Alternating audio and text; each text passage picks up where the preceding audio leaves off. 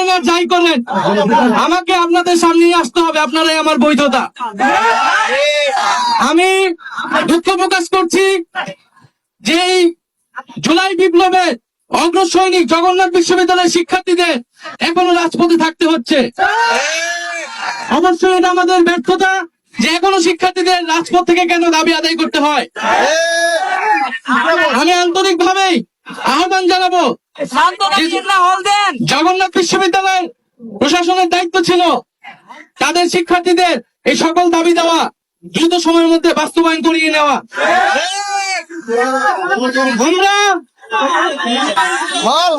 আমরা জানি যে জগন্নাথ বিশ্ববিদ্যালয়